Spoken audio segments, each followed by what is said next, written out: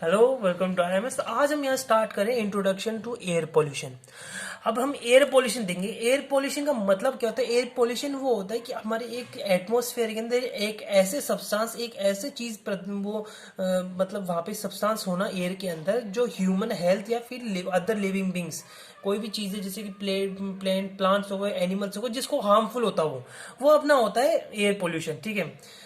ये क्या करता है? क्लाइमेट और जो अपने क्लाइमेट्स होता है इनको जो खराब करने का काम करता है एयर पोल्यूशन जो होता है। ये क्या है? ये कॉज होता है ह्यूमन और नेचुरल कंट्रीब्यूशन से होता है, इंडस्ट्रियल से होता है, फैक्ट्रीज, व्हीकल्स में, mining, agriculture, forest fires, volcano eruptions, wind erosion and all cause.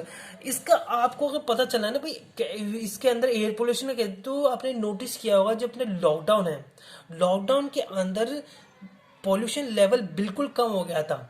तो उससे अपने को पता चलता है कि अपनी डेली की जो अपनी रोजमर्रा की जो चीजें हैं उससे कितनी मात्रा में पोल्यूशन निकलता है ना। अब दिल्ली में जाओ, आपको दिल्ली में है ना एकदम आपको पता चलेगा भाई दिल्ली में इतना पोल्यूशन क्यों है। ठीक है। वहाँ पे दिल्ली में कितना सबसे ज्यादा पोल्यूशन हम दिल्ली में मानता हूँ मैं, मेरे हिसाब से, क्योंकि मैं उधर गया तो मेरे को बिल्कुल अच्छा नहीं लगा था। ठीक है। फिर अपना आता है issue in concern in air pollution. फिर अपना इश्यू कंसर्न, अब यहाँ पे कुछ इश्यूज पैदा होते हैं, मतलब कुछ प्रॉब्लम्स पैदा होती है एयर पोल्यूशन की वजह से, है ना। पहला अपना आता है ग्लोबल वार्मिंग। अब ग्लोबल वार्मिंग का मतलब क्या होता है कि ऐसा होता है कि अपना जो इससे ग्लोबल एंड वार्मिंग, ये इसी से पता चल पाता है जो जो अर्थ है वो गर्म हो रही है, तो उसका मतलब ग्लोबल वार्मिंग। ये क्या होता है कि अपने जो भी सनरेज आती है ना, वो अपने ओजोन लेयर से पास तो हो जाती है लेकिन वो वापस नहीं जा पाती।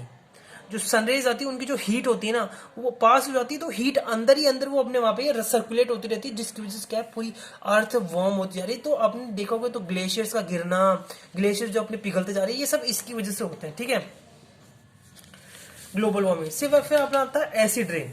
अब एसिड रेन क्या होता है कि अपना कोई भी अपनी जैसे गाड़ियों में से ना, ये एसिड रेन नाम से पता चला एसिड रेन होती है ना, ये तेजाब की रेन होती है। ये अपने गाड़ियों से निकलना या फिर फैक्ट्री से निकलना जो धुआं होता है वो है ना, अपने उसके साथ रिएक्शन कर रहा था पानी के साथ, है ना।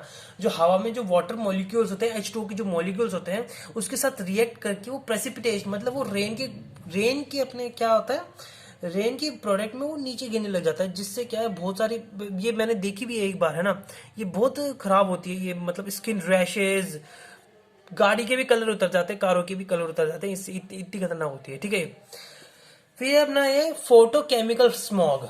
अब फोटोकेमिकल स्मॉग, और ये स्मॉग क्या होता है? स्मॉग होता है अपना फॉग और स्मोक का जो मिश्रण होता है ना, फॉग और स्मोक का मिश्रण, वो होता है अपना स्मॉग।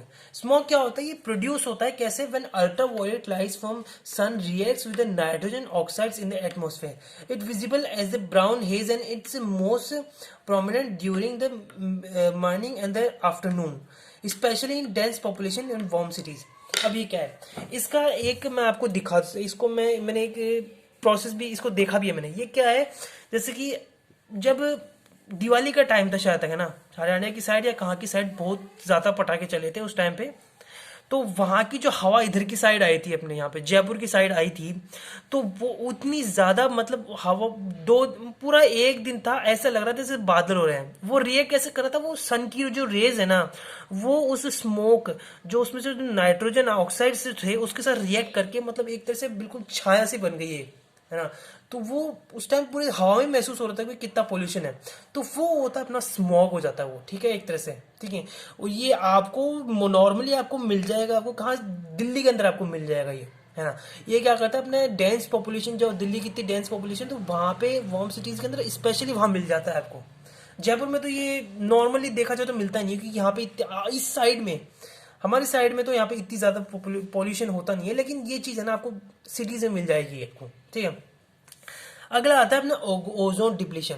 अब ओजोन डिप्लीशन का सबसे अपने अमेरिका में दिखाया जाता है ना, कि वहां पे एक जगह से ओजोन डिप्लीशन का मतलब होता है कि हमारा एक ओजोन जो अपने जो अपर एटमोस्फेयर में जो अपनी जो एक तरह से परत होती है, जो अपने को अल्ट्रा वायलेट रेज से बचाती है। अल्ट्रा वायलेट रेज जो रेडिएशन होती है उससे बचाती है। ठीक है। वो बहुत खतरनाक रेडिएशन होती है, पूरा अपने को, अपने जो पृथ्वी उसको कुक कर देगी, मतलब उसको एकदम अच्छे से तैयार कर देती है उसको, अगर वो अपने पास अल्ट्रा वायलेट रेज नहीं हो। ठीक है। अब ये क्या होता है कि अपनी जो क्लोरीन होती है ना और ब्रोमीन के जो अपने एटम्स होते हैं, जब वो एटमॉस्फेयर में जाते हैं, तो वो ओजोन के रिएक्शन में आते हैं। अगर वो ओजोन के रिएक्ट में आते हैं तो एक क्लोरीन का पार्टिकल, एक क्लोरीन का एटम होता है ना, मॉलिक्यूल जो होता है, वो अपना 10,000 अपना क्या है, ओजोन मॉलिक्यूल को हटा सकता है।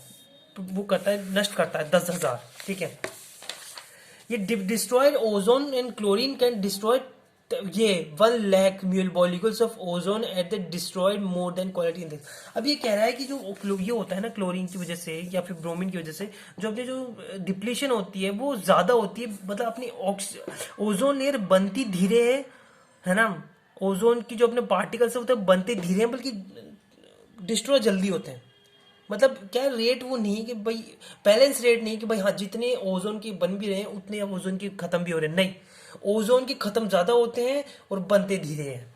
ठीक है, O3 बोलते हैं अपन ओजोन को। ठीक है, ये होता है अपना ओजोन डिप्लीशन, अपन इसको कहते हैं। ठीक है, तो अपना ये होता है अपना इंट्रोडक्शन, अपने देख लिया कि अपना एयर पोल्यूशन क्या होता है, उससे इश्यूज क्या क्या निकलते हैं। ठीक है, नेक्स्ट वीडियो में अपन क्या देखेंगे, अपन एयर पॉल्यूटेंट्स देखेंगे और उसकी प्रॉपर्टीज देखेंगे। ठीक है, आज के लिए इतना ही। Thank you very much.